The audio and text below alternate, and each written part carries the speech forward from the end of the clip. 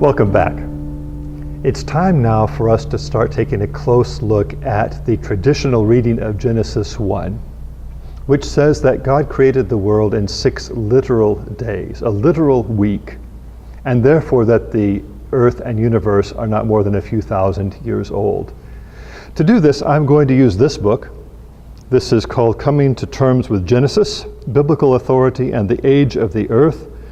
It is edited by Terry Mortensen and Thane Uri. I use this book because, as far as I can tell, this is state of the art in terms of defense of a traditional reading of Genesis 1. There are many contributors to this book. They do uniformly high level scholarship. The writing is good, it is clear. They interact with a lot of literature on the other side or on other sides of the issue. They're well informed. And the book covers a lot of ground. I think it's an excellent book. If you have never encountered the young earth position, this is a great place to begin. You can go online to the websites for Answers in Genesis and the other young earth organizations, and you find articles here and articles there. But I think if you want to really understand this viewpoint deeply, you need to go to a book. And I think this is the best place that I know of to start with. There may be better ones, but I don't know them. I can't do justice to it. It's a thick book. Personally, I don't like book summaries. I like books. And so my advice to you, if you really want to know something about this, is that you get the book and read it. But I am going to do my best to summarize it briefly, but I hope fairly, so that you understand the key arguments that are being made here. Number one, these authors argue that Genesis plainly teaches us that the creation took place in a literal week. Genesis is historical narrative. It is not poetry. One chapter in this book provides a statistical analysis to prove that Genesis 1 is not poetry. The book of Genesis is historical narrative. And in historical narrative, if you are told that something takes place on a day, and you're told furthermore that that day has a morning and also an evening, well, the only reasonable way to read that is that these are 24-hour days. They are solar days, or days lasting the same length as solar days, because of course the first days occurred before the sun was put in place.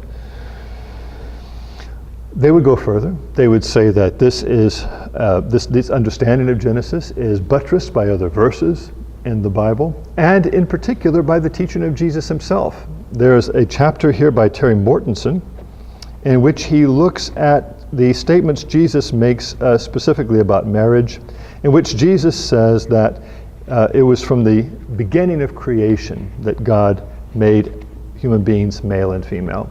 And he argues that Jesus cannot be understood to have thought that between the absolute beginning of creation and the creation of Adam and Eve, there was a period of 14 some billion years.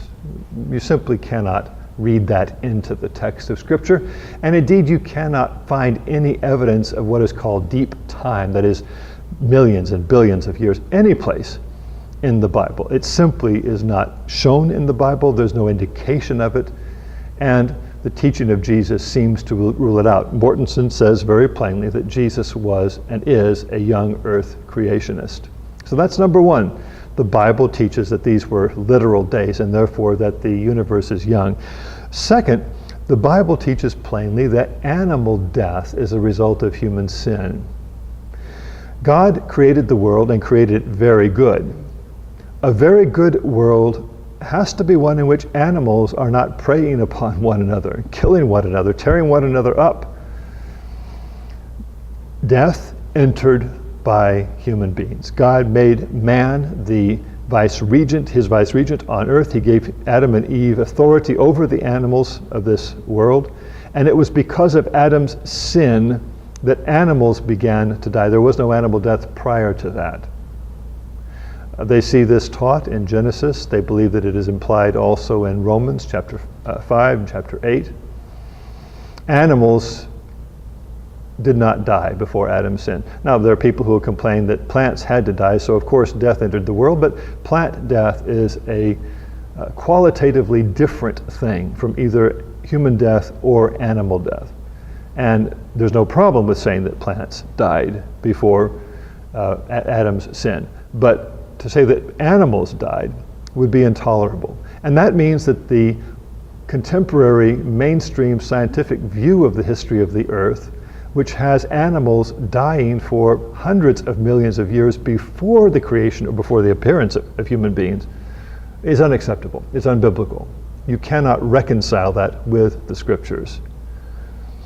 A third argument from the book: number one, the Bible teaches literal days. Number two, animal death occurred only after Adam's sin. A third argument is this: that the teaching of the church throughout the centuries has been that these were literal days, and therefore that the earth is only 6,000 to 10,000 years old, depending upon who you ask about the specific age. The ancient fathers, Latin and Greek fathers, with very few exceptions, believed that these were literal days. Augustine was an exception. He's kind of an outlier. He didn't read these days literally, but very few have followed Augustine through the centuries, and during the Reformation, his view was explicitly ruled out. Luther, Calvin, the Westminster Divines, I'm not sure they're mentioned here, they're mentioned in other literature. The Protestant mainstream view right up until the middle of the 18th century was that these are literal days. And we should be very, very slow to change that which has been passed down to us by our forebears. This is the doctrine of the church. And there is perhaps one more argument that is made by these authors. It's really not one argument, but kind of a mixture of arguments. And I'm going to come back to these in more detail later. And that is that geology and astronomy and the related sciences that tell us that the universe is old are not reliable. These either are not real sciences because they don't follow the scientific method, or they are dominated by people who care only to prop up Darwinism and therefore need the world to be very old, or they do not work because in a fallen world human beings do not actually have access to information, reliable information about the natural world. For one reason or another, you cannot place any weight on the proclamations of geologists or astronomers or physicists. And what we should say is that if people are not willing to submit to the authority of Scripture and confine themselves to looking for explanations of phenomena that are reverent and in keeping with the teaching of Scripture that the earth is young and that the flood of Noah was worldwide, if they will not do that, they are going to fall into a pit of merely human speculation and error. And that is what has happened. And they would say not only has that happened, of course, to non-believing scientists, but even the vast majority of Christian scientists have fallen into the same pit that is fundamentally a pit of unbelief. It is a pit of rejection of the clear, unequivocal teaching of the Bible. Now, I believe that that's a fair summary of the book. As I say, there's a lot more in this book. It's a thick book, and any author from this book would want to say a lot more than I have said. I hope that they would feel that what I have said is true to their purposes and that I've justly summarized the argument. The question I want to ask right now is this. This is a good argument, beyond any question. As you read this, you see these authors doing no violence that I can see to the text of Scripture. They are treating the Scripture reverently and carefully. Their argumentation is logical. It's a good argument. It's a good interpretation of the Bible. The question, though, is this: is it airtight? Now, let me defend that question. Here's what I think is fundamentally at stake. Is this approach to Genesis so clear, so certain, so definitive, that we have no need to look at what is being said by many other evangelical Old Testament scholars or theologians, the majority, I would think, of whom do not read Genesis this way, and do not have any need to look at the evidence that is brought from geology and from astronomy, including by Christian scientists, the overwhelming majority of whom believe that the earth is old?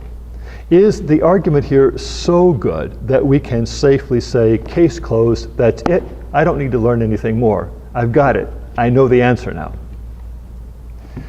I would say no. I would say that it is not that strong a case. It is a good case. There's much to be said for it. It needs to be treated with respect. I do not think that it is airtight. I think that there are some problems with it. And next time, I'm going to begin explaining to you where I think those problems lie. Thanks very much for watching.